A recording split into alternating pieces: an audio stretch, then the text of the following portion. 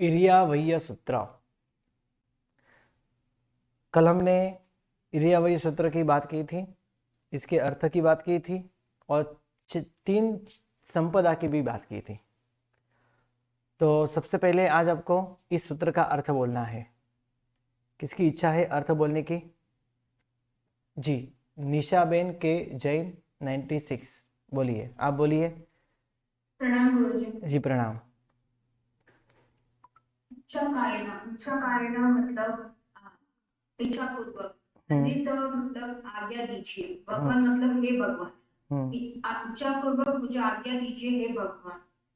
फिर इरियावय्य मतलब मैं इरियापति क्रिया का प्रतिक्रमण करता हूँ। इरियापत मतलब आने जाने के मार्ग में, और प्रतिक्रमण मतलब वापस लौटने की क्रिया।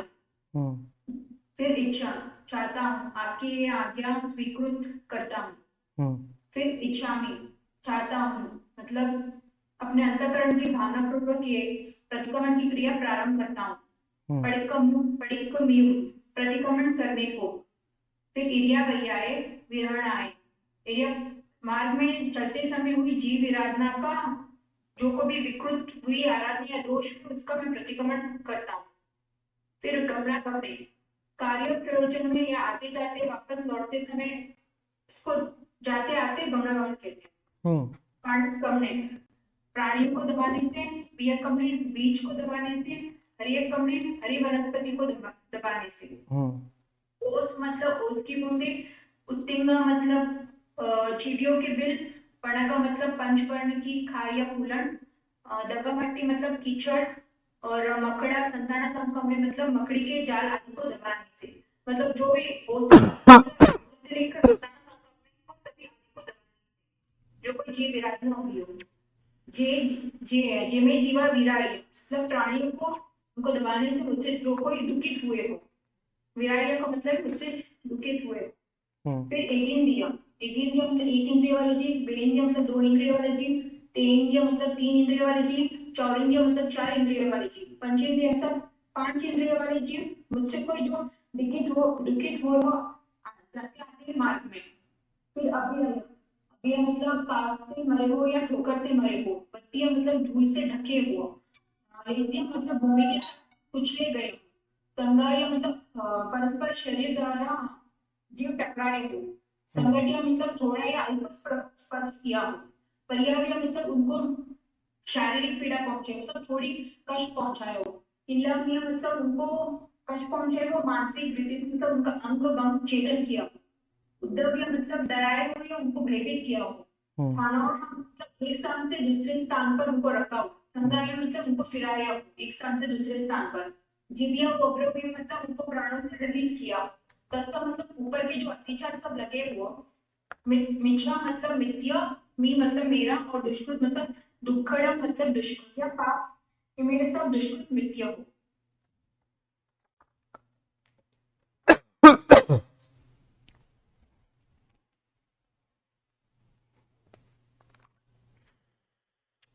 गुरुजी। ओके, आपने अर्थ बहुत अच्छी तरह से बोला है। ओके, ठीक है, धन्यवाद जी। कल हमने प्रथम संपदा देखी थी, इच्छा कारेण संधि सह भगवान इरिया वयम परिक्रमामि इच्छम। बोलो, इसकी कौन सी संपदा है? हाँ, इसकी कौन सी संपदा है? जी, एक भी नहीं। हाँ, ये संपदा इसकी संपदा नहीं। अभ्युपगम संपदा गुरुजी नहीं, अभ्युगम संपदा ही ए क्या है? ए राइट, आदेश होने से आदेश कोई संपदा नहीं हो सकती, इसलिए आदेश है ये, लेकिन ये संपदा नहीं है। इच्छा कारेण संधि स, इच्छा पूर्वक है गुरु भगवान मुझे आज्ञा दीजिए, आज्ञा प्रदान कीजिए कि जाते और आते समय कोई भी पापों की हिंसा हुई हो तो ऐसे पापों से मैं पीछे हटूं। इरिया वयम परिक्रमामि, तो गुरु कहते परिक्रम ऐसे पापों से तू पीछे हट, तो हम कहेंगे इच्छम। गुरु को हमने इतनी बात बताई।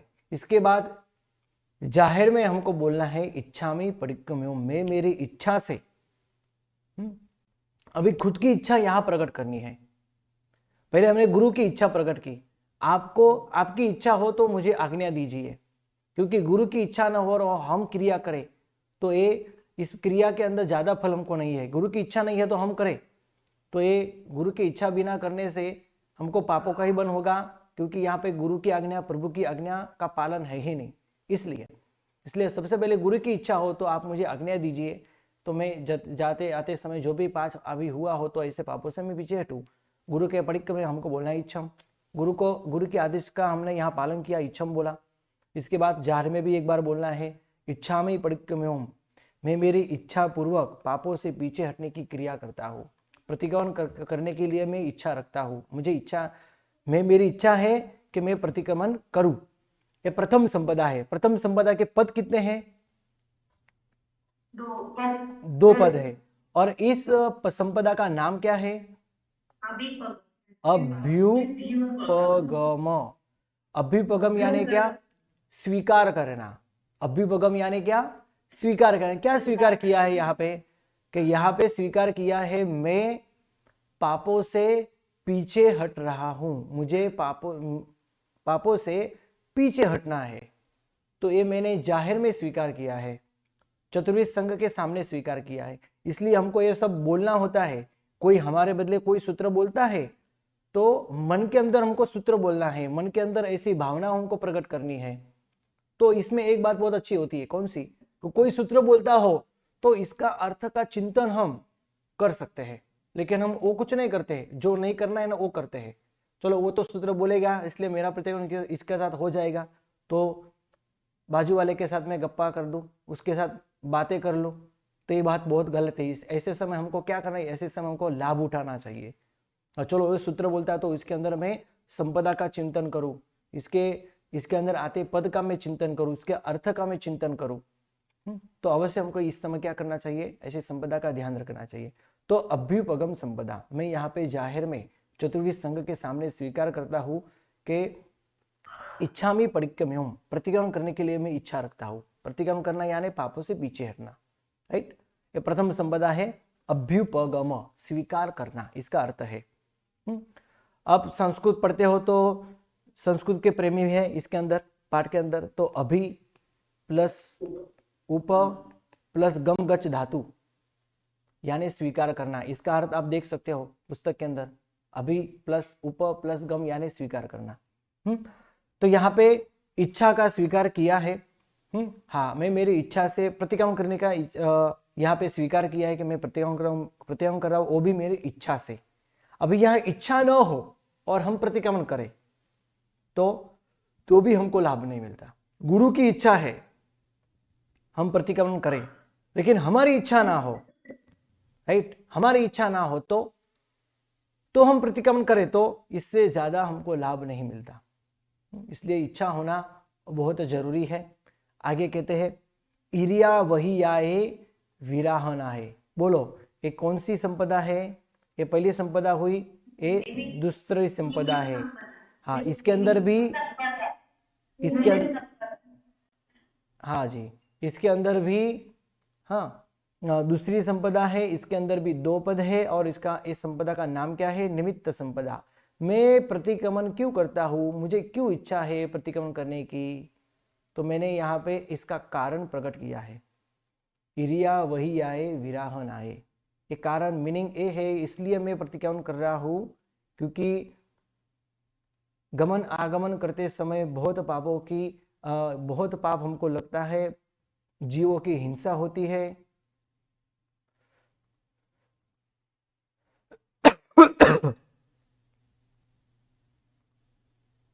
इसलिए मैं प्रतिक्रमण कर रहा हूं।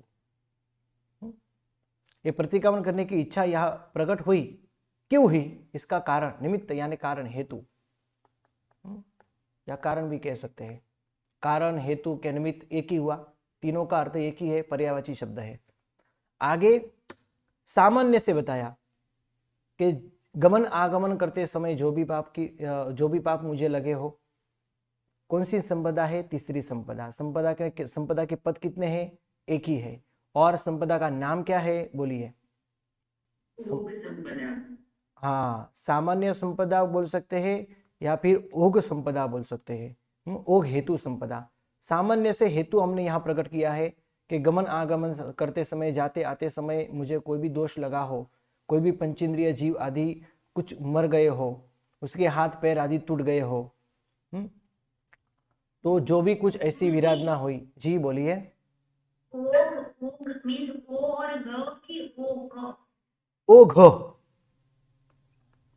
ओ घ ये संस्कृत शब्द है, इसका अर्थ होता है सामान्य, साधारण। सामान्य हेतु, सामान्य से हमने बताया क्यों मैं पापों से पीछे हटने की क्रिया कर रहा हूं। पहले मैंने प्रतिक्रमण करने का हेतु बताया। प्रतिक्रमण में इसलिए कर रहा हूं कि जाते आते समय बहुत पापों की हिंसा होती है, इसलिए मुझे प्रतिक्रमण करना है।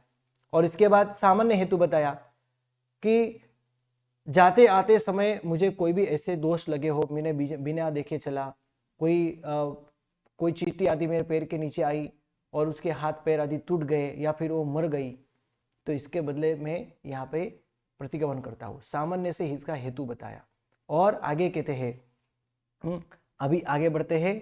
कल हमने इसकी बात की थी, पानक कमने, बियक कमने, हरियक कमने 3 पद, ओसा उत्तिंग पनग दग मट्टी मक्कड़ा संताना संकमने ये 4था पद। 1, 2, 3 और 4 ऐसे 4 पद से युक्त ये 4थी संपदा है। और ये 4थी संपदा का नाम क्या है? विशेष हेतु संपदा। विशेष हेतु संपदा। भाई ये विशेष हेतु संपदा है तो इसके अंदर कुछ विशेष है। तो जाते आते समय, गमन आगमन करते समय मैंने कैसे पापों का बंध किया? तो प्राणियों को मैंने पैर के नीचे दबाया।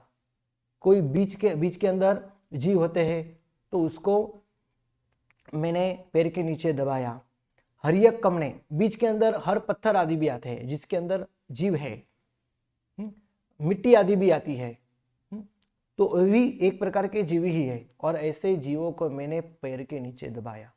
पानक कमने, बियक कमने, हरियक कमने, हरी वनस्पति, ओसा यानी ओस के बुंदे, उत्तिंग यानी चींटियों का घर, वो मैंने पैर के नीचे दबाया। हाँ, सभी के साथ कौन सा शब्द ज्वाइन करना है यहाँ पे बोलिए तो, बोलो। ये सभी, राइट जी, संकमणे। हाँ, पानक कमने संकमणे, मैंने पैर के नीचे प्राणियों को दबाया हो, बीज को दबाया हो, हरी वनस्पतियों को दबाया हो, ओस के बूंदे को मैंने पैर के नीचे दबाया हो। ऐसे चींटियों के घर के ऊपर मैंने पैर रखा हो। पनग यानी पंचवर्णीय लील फूक, पंचवर्णीय यानी पंच परमिष्टि का जो कलर है, सबसे पहले जो फंगस होती है वो सफेद कलर में होती है और धीरे धीरे वो पीली कलर की बन जाती है, येलो कलर की बन जाती है और धीरे धीरे लाल बन जाती है, बाद में ग्रीन बन जाती है या ग्रीन बाद में लाल बनती है और उसके बाद अंत में काली बन जाती है। तो ऐसे पंचवर्णीय लील फूक को मैंने पैर के नीचे दबाया। बोलो इसके अंदर कितने जीव होते हैं?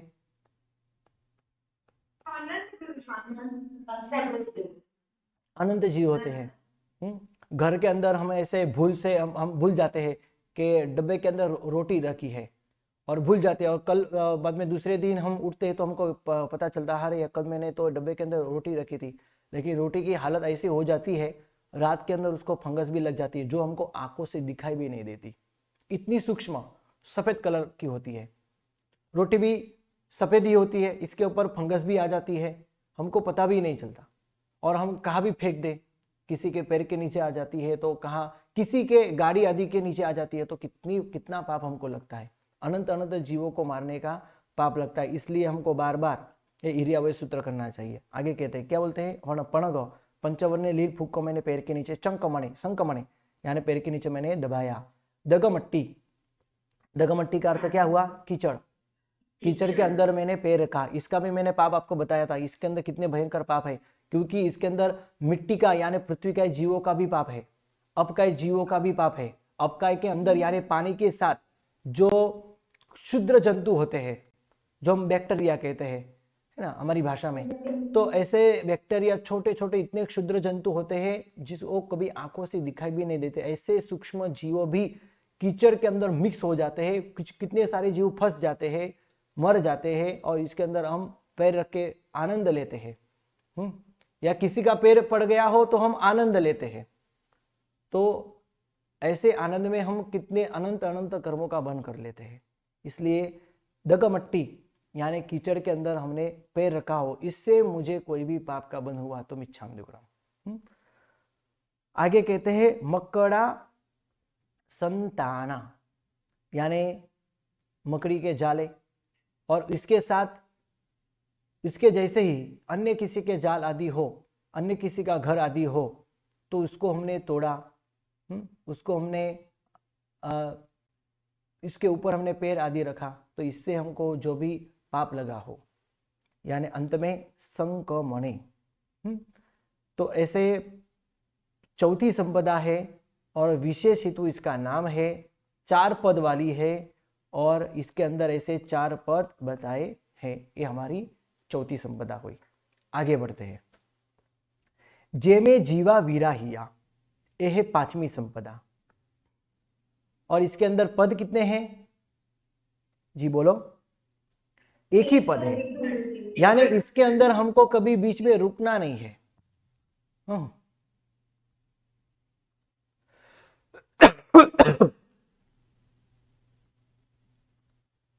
बीच में हमको रुकना नहीं है। जे में जीवा विराहिया ऐसे नहीं बोलना है। संपूर्ण एक ही पद है और एक ही संपदा है, इसलिए एक पूरा एक ही लाइन में हमको बोलना है, कभी रुकना नहीं है, अल्प विराम लेना नहीं है। जे में जीवा विराहिया, ऐसे जो भी कुछ जीव है, जो कुछ ऐसे छोटे छोटे जीव है, ऐसे जीवों की मैंने विराधना की। तो ऐसी संपदा का ये 5वीं संपदा है, एक ही पद वाली संपदा है और इस संपदा का नाम है संग्रह। अब ये संग्रह यानी ऊपर हमने हर पापों का नाम लिया है, कैसे कैसे मैंने पाप किए, ये पापों का एकरार हमने पाप का नाम लेके किया है। मैंने पैर के नीचे दबाया, लिली वनस्पति को मैंने स्पर्श आदि किया, ये सब मैंने पाप किए। तो यहां जेमे जीवा विराहिया, सभी विराधना को एक साथ फिर से एक बार याद किया है। क्या किया है? फिर से एक बार याद किया है। ऐसे कुछ भी मैंने विराधना की हो, यानी सभी विराधना को एक बार फिर से याद किया। अब ये सभी यानी संग्रह, यानी यहां पे किसका संग्रह है? ये जीवों का संग्रह नहीं है, लेकिन विराधना का संग्रह है। ऐसी अनेक प्रकार की मैंने विराधना की। सिर्फ इतना ही पाप नहीं है, इसके अलावा और भी मैंने कुछ पाप किया। जैसे कोई जीव को मैंने डोरी से बांध के रख दिया, किसी के हाथ पैर आदि तोड़ दिए, या फिर किसी जीव को मैंने पिंजरे के अंदर डाल दिया, किसी जीव को मैंने खाना आदि नहीं दिया। ये भी सब अनेक प्रकार की विराधना है। और ऐसे कुछ भी अनेक प्रकार की मैंने विराधना की, यानी ऊपर जो विराधना बताई वो भी इसके अंदर आ गई, इसके अलावा अन्य भी विराधना इसके अंदर आ गई। जे में जीवा विराहिया, यानी सभी विराधना का ये संग्रह है, इसलिए इसको नाम दिया गया है संग्रह संपदा। राइट, एक ही पद है और 5वीं संपदा है। इसके बाद है 6ठी संपदा, 6ठी गाथा। और एगिंदिया, बेंदिया, तेंदिया, चौरिंदिया और पंचिंदिया। पद कितने हैं? 5 पद है, इसलिए हर बार हमको अल्प विराम लेना है। एगिंदिया, बेंदिया, तेंदिया, चौरिंदिया, पंचिंदिया। हम कितने फास्ट बोलते हैं? एगिंदिया, बेंदिया, तेंदिया, चौरिंदिया, पंचिंदिया। तो ऐसा भी नहीं बोलना चाहिए। सभी जीवों को याद करना है। मैंने एक इंद्रिय कहाँ कहाँ पूरे दिन के अंदर मैंने एक इंद्रिय जीव की हिंसा कहाँ पे की। जैसे मैंने एसी शुरू करी, पंखा शुरू किया, लाइट आदि शुरू की, तो इसमें एक इंद्रिय जीवों की हिंसा होती है। बेंदिया, पानी आदि कच्चा पानी जो है उससे मैंने नहाया, तो इसके अंदर बैक्टीरिया जैसे ऐसे सूक्ष्म जीवों की विराधना हुई। बेंदिया। तेंदिया, तेवकाय के जीव, लाइट पंखे आदि के अंदर तेवकाय के जीव की हिंसा मैंने की। तो आगे कहते हैं चौरिंदिया, जो उड़ते जीव है, जिनको पंख होते हैं और आकाश में उड़ते हैं, ऐसे चौरिंदिया जीवों की मैंने हिंसा की। ये सभी जीवों को हमको याद करना है, ये विराधना को याद करना है, सिर्फ बोलना नहीं है। एक इंदिया, बे इंदिया, तीन इंदिया, चौर इंदिया, पंच इंदिया बोलने के साथ ये याद भी करना है। तो यहाँ पे 5 पद है, 6ठी संपदा है और इस संपदा का नाम है जीव संपदा। ऐसा क्यों बताया है? क्योंकि यहाँ पे जीवों का नाम बताया, जीवों के प्रकार बताए। जीव के प्रकार कितने हैं? तो एक प्रकार से भी जीव कह सकते हैं, 2 प्रकार से भी है, 3 प्रकार के भी है, 4 प्रकार के भी है, 5 प्रकार से भी है, 6 प्रकार के जीव भी है, 7 प्रकार के जीव भी है, 8 प्रकार के जीव है, 9 प्रकार के जीव है। जीवों के अनेक प्रकार है, इसलिए यहाँ पे 5 प्रकार के जीव बताए हैं इंद्रिय की अपेक्षा से। एक इंद्रिया, बे इंद्रिया, तीन इंद्रिया, चौर इंद्रिया, पंच इंद्रिया। इसलिए इस संपदा का नाम है जीव संपदा। देखो, ये संपदा का नाम जीव है और इस संपदा से हमको ये पता चलता है इस संपदा के अंदर क्या आया है। तो इस संपदा के अंदर जीवों के नाम है, जीवों के प्रकार है। जेमे जीवा वीरा है, इसके पहले जेमे जीवा वीरा ही आया। तो ये क्या है? तो ये संग्रह संपदा है। अनेक प्रकार की जो मैंने भूतकाल के अंदर विराधना की, मन से, तन से, मन से, काया से, वचन से, तो ये सभी विराधना को मैं यहाँ पे याद करता हूँ।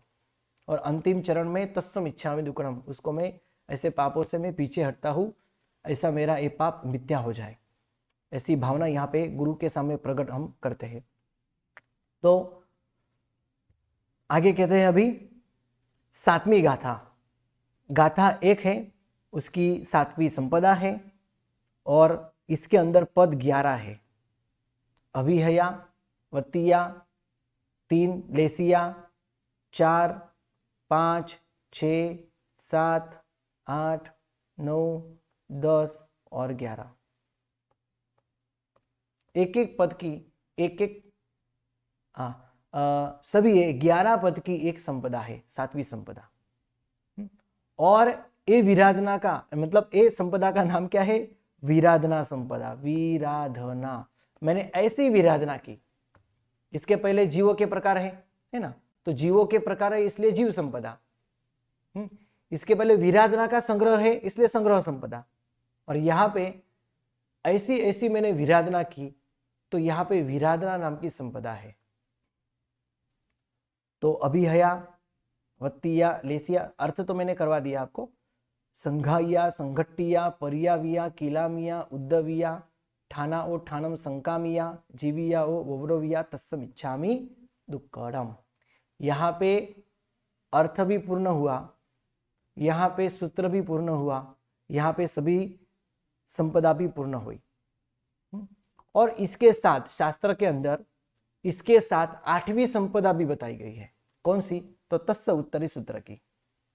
तस्य उत्तर सूत्र की 8वीं संपदा बताई है और इसके अंदर 6 पद बताए हैं। 6 पद बताए हैं। तस्य उत्तरी करणेनम, पायचित्त करणेनम, विसोहि करणेनम, विसल्ली करणेनम, पावानम कम्मानम, निघायनठाये ठामी का उत्सकम। ये 6 पद की 8वीं संपदा भी बताई है इरियावय सूत्र के अंदर। ऐसा क्यों है? ऐसा इसलिए है क्योंकि अवश्य हम जब इरियावय सूत्र बोलते हैं तो इसके साथ तस्य उत्तरी सूत्र बोलते ही है, फिक्स। कभी ऐसा नहीं हुआ कि दोनों के बीच में और दूसरा कोई सूत्र आया। आज तक कभी आपने जो भी कुछ आज तक जो विधि की, वो विधि के अंदर कभी ऐसा हुआ बीच में कोई सूत्र आया हो? कभी नहीं हुआ होगा। यानी ये दोनों सूत्र एक साथ आते हैं, क्रमबद्ध आते हैं। इरियावय सूत्र के बाद अवश्य हम तस्य उत्तरी सूत्र बोलते ही है। इसलिए 8वीं संपदा भी इसके साथ हमने ज्वाइन कर दी है। तस्य उत्तरी सूत्र, हाँ, तस्य उत्तरी सूत्र, इसका भी नाम उत्तरीकरण सूत्र है। और ऊपर जो बताया है इरियावय सूत्र, इसका उत्तरीकरण नाम नहीं है। कल भी किसी ने पूछा था ये उत्तरीकरण इसका नाम है, नहीं, ऐरापथी की नाम है। यहाँ तो गलत लिखा है, कैंसिल करना है इसको। तो ऐरापथी की सूत्र या लघु प्रतिक्रमण सूत्र हम कह सकते हैं, इसका दूसरा नाम है उत्तरीकरण। ये तो तस्य उत्तरीकरण सूत्र का नाम है, दूसरा नाम। इसका अर्थ हम तो बाद में देखना है, इसके पहले और भी कुछ हमको देखना है। तो सबसे पहले हमने यहाँ पे संपदा की बात की। जी बोलिए, कौन कौन सी संपदा है? संपदा के नाम बोलिए। अभ्युपगम संपदा, इसके बाद निमित्त संपदा, हाँ, ओघ हेतु संपदा, इतर हेतु संपदा, संग्रह संग्रह संपदा, विराधना संपदा, और 8वीं संपदा जो है वो है प्रतिक्रमण संपदा। जी जी, हाँ, इसके बाद यहाँ बीच में जीव संपदा है। तो ऐसे अभिपगम, निमित्त, ओघ हेतु, इतर हेतु, जीव संग्रह, विराधना और प्रतिक्रमण। जीव जे में जीवा विराहिया, जे में जीवा विराहिया। अभी आपको यहाँ पे पद याद करना है। मैं संपदा का नाम बोलूंगा, आपको पद याद करना है। बोलो, ओघ हेतु संपदा का पद बोलिए। ओघ हेतु संपदा, हाँ। इतर हेतु संपदा, पानक कमने, बियक कमने, हरियक कमने, उषा उत्तिंग, पनगदग, मट्टी मक्कड़ा, संताना संकमने। निमित्त संपदा, इरिया वह्यम, हाँ, इरिया वह्याए विरहनाय। अभ्युपगम संपदा, इच्छामि परिक्रम्यम। इसके बाद है प्रतिक्रमण संपदा, पूरा, हाँ, पूरा तस्स उत्तरी सूत्र। और जी, विराधना संपदा, जी जी, बस बस बस, है ना।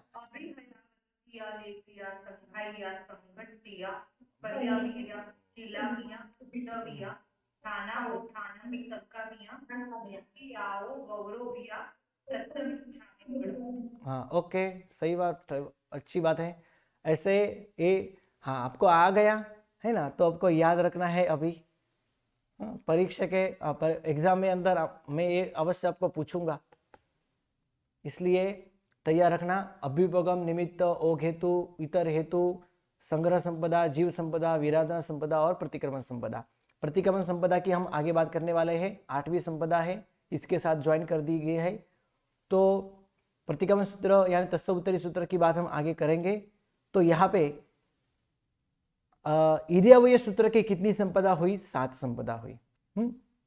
और हर एक के पद कितने हैं, लघु अक्षर कितने हैं, गुरु अक्षर कितने हैं, कुल अक्षर कितने हैं, वो सब आपके पुस्तक के अंदर है ही, आप देख सकते हो। और कोई प्रश्न हो तो आप बाद में कर भी सकते हो। तो अभी यहाँ पे इरियावय सूत्र के अंदर आपको जो विराधना आदि जीवों की बात की, ये विराधना आदि जीवों की बात जो की है, उसको यहाँ पे मिच्छामि दुक्कडम कहा है, राइट। तो ये मिच्छामि दुक्कडम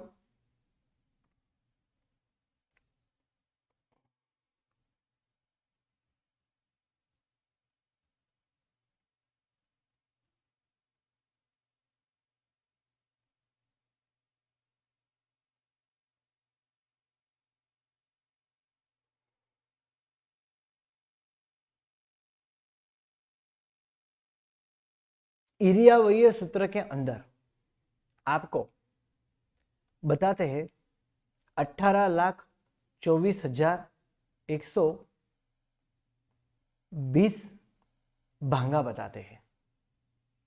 भांगा यानी विकल्प, ऑप्शन कह सकते हैं। तो यहां पे जो हमने मिच्छामि दुक्कडम कहा, वो मिच्छामि दुक्कडम के इतने प्रकार बन जाते हैं। 18,24,120 कैसे हुए कि यहाँ पे जीवों के प्रकार सामान्य से कितने बताए? 5 प्रकार बताए, एक इंद्रिया, बे इंद्रिया, तीन इंद्रिया, चौरिंद्रिया और पंचेंद्रिया। आप अभी जीव विचार पढ़ रहे हो तो इसके अंदर आपको जीवों के 563 प्रकार आएंगे। कितने भेद आएंगे? 563।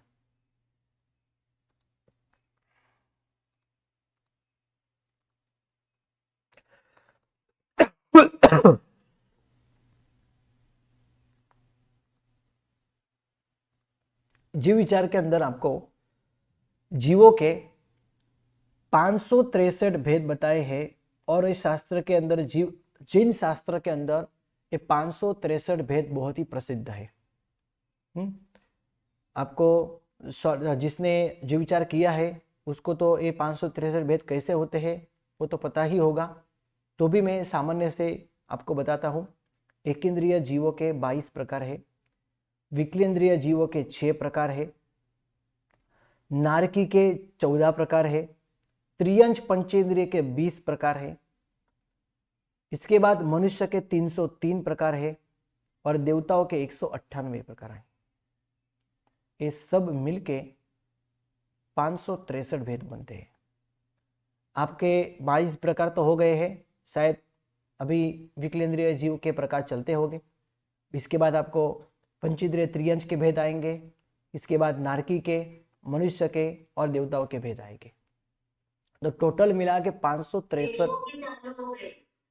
हाँ जी, ओके, ठीक है, जो भी, हाँ जो भी कुछ होगा, राइट। तो यहाँ पे 563 भेद जो बताए हैं, ऐसे 563 भेद को यहाँ पे याद करना है और ये उनको सबको मिच्छामि दुक्कडम कहना है, सभी जीवों। ऐसे 563 प्रकार के जीव इस 14 राजलोक के अंदर है और उनकी टोटल संख्या अनंत अनंत है। तो ऐसे जीवों के मैंने यहाँ पे विराधना की, तो ऐसे यहाँ पे विराधना को हम यहाँ पे मिच्छामि दुक्कडम कह रहे हैं। तो यहाँ पे कहते हैं ये जो 563 प्रकार है, ऐसे 563 प्रकार के ये जीवों की मैंने विराधना, ये 10 विराधना के 10 प्रकार बताए हैं। कितनी विराधना हुई? 10 विराधना यहाँ पे बताई है। ये आपको विराधना 1, 2, 3, 4, 5, 6, 7, 8, 9 और ये 10, ये 10 विराधना यहाँ पे बताई है। मैंने जीवों की ऐसी विराधना की। तो 563 भेद को हमने यहाँ पे मल्टीप्लाई कितना किया? 10 किया, राइट। तो ऐसी जो विराधना यहाँ पे हमने की, मल्टीपल क्यों किया? यहाँ पे थोड़ा गलत यहाँ पे आ गया है ना, ये यहाँ पे आना चाहिए, राइट। और बाद में ये है ना, यहाँ पे आना चाहिए, तो थोड़े गलत हुआ है यहाँ पे। हम बाद में इसको सही करेंगे। तो यहाँ पे क्या कहते हैं?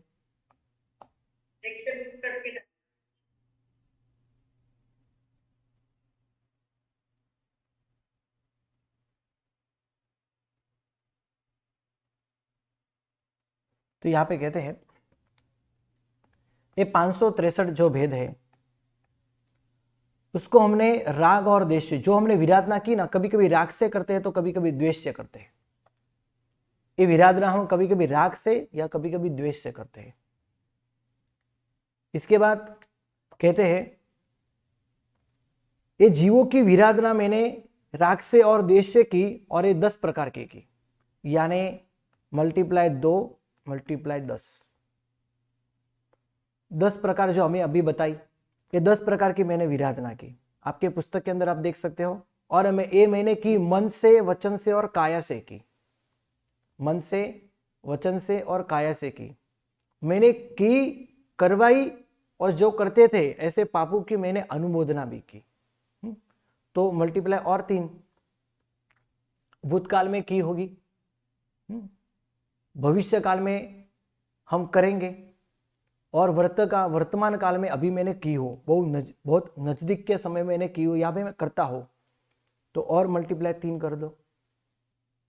तो इतने प्रकार हुए। और उसको हमने अरिहंत भगवान, सिद्ध परमात्मा, साधु भगवान यानी गुरु भगवान, देव की यानी सम्यक दृष्टि के देव के साक्षी में, गुरु की साक्षी में और आत्मा की साक्षी में मैंने यहाँ पे सभी को मिच्छामि दुक्कडम कहा। तो यहाँ पे टोटल प्रकार 18,24,120 हुए। अभी कल आपको इसका स्वाध्याय करके मल्टीप्लाई में 6 क्यों किया? हरिहर जी का वो तो उनके साक्षी हम लोग माफी मांग रहे हैं ना जी। तो फिर वो उसको 6 से मल्टीप्लाई क्यों कर देगा? हाँ, तो सबसे पहले तो अभी जो हमने यहाँ प्रकार किए ना 18,24,120, ये कैसे हुए याद कर लो, कल इसका जवाब आपको मिल जाएगा, राइट। चलो, इसके बाद किसी को कोई प्रश्न हो इरियावय सूत्र में तो आप कर सकते हो, राइट। चलो बस आज इतना ही, आज टाइम हुआ। प्रणाम, नमो नमो जी, प्रणाम।